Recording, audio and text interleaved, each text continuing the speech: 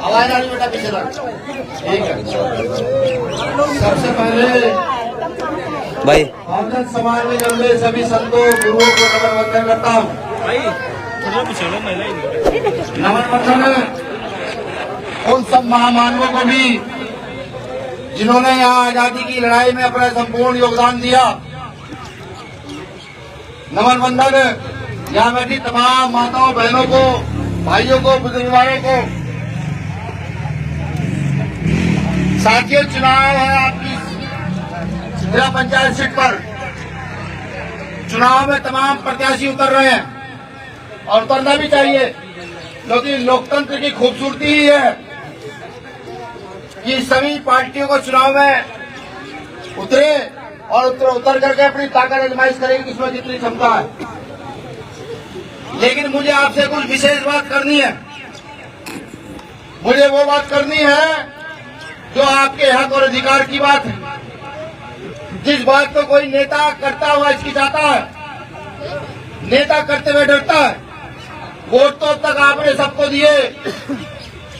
26 जनवरी सन 1950 को संविधान लागू होने के बाद से लगातार इस देश में वोट दिया जा रहा है। लेकिन क्या कभी किसी ने सोचा कि जिस तेजी से आपकी तरक्की होनी चाहिए थी, उस तेजी के साथ क्या जनता की तरक्की हुई है? क्या कभी आपने सोचा कि जो नेता वोट लेता है वो बहुत कम समय में अरबपति खरबपति बन जाता है, जनता जो की तो रहती है। आपको लोकतंत्र का सही मतलब समझना होगा। आपको वोट की सही कीमत समझनी होगी क्या है। अगर आप अपना वोट सही लोगों को दे देते हैं, अच्छे लोगों को दे देते हैं, तो वो व्यवस्था बदलने का काम कर सकते हैं। अगर आप अपना वोट गलत लोगों को दे देते हैं तो वो आपको बेचने का काम नहीं कर सकते।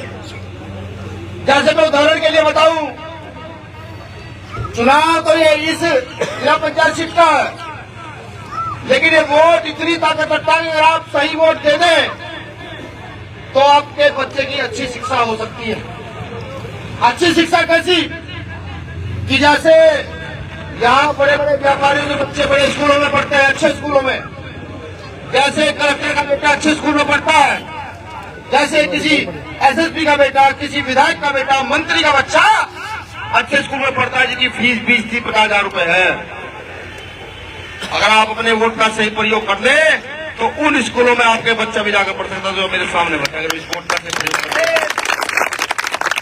लेकिन अफसोस तब होता है तब हम जाति के नाम पर, धर्म के नाम पर, भाईचारे के नाम पर, रिश्तेदारी के नाम पर, दोस्ती के नाम पर वोट देते हैं। नहीं, ऐसा नहीं। ये वोट आपकी समस्याओं के समाधान के लिए है।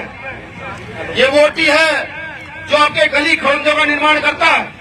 ये वोट ही है जो आपके बच्चों के भविष्य का निर्माण करता है।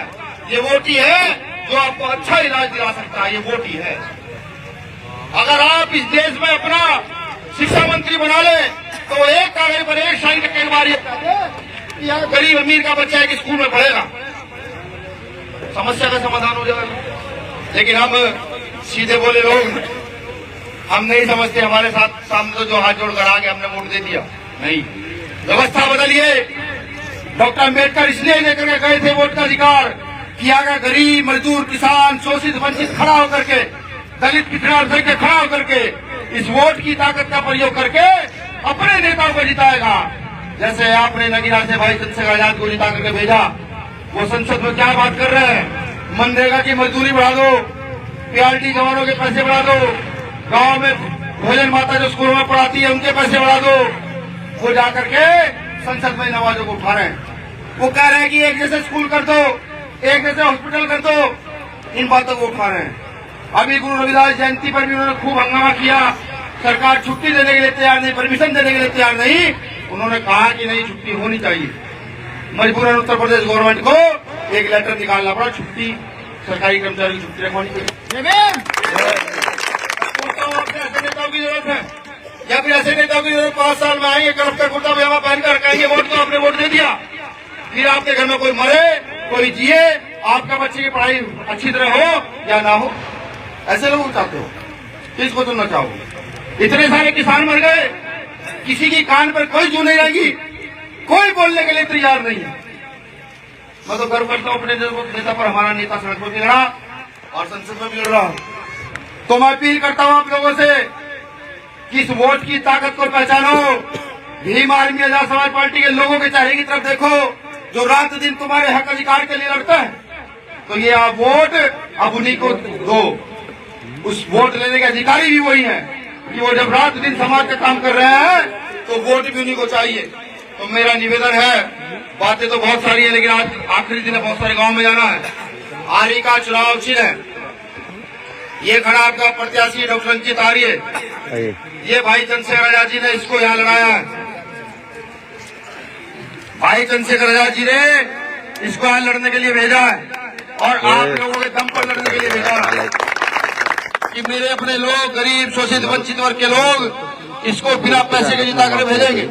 ये जो आप देख रहे हो सारा काफिला, ये जो मालाएं देख रहे हो, जो बैनर पोस्टर देख रहे हो, ये सब हमारी टीम जितनी यहाँ खड़ी है नीले पन्ने वालों की, सबने 200 500 रुपए इकट्ठे करके सबकी व्यवस्था करी है इसको लड़ाने के लिए।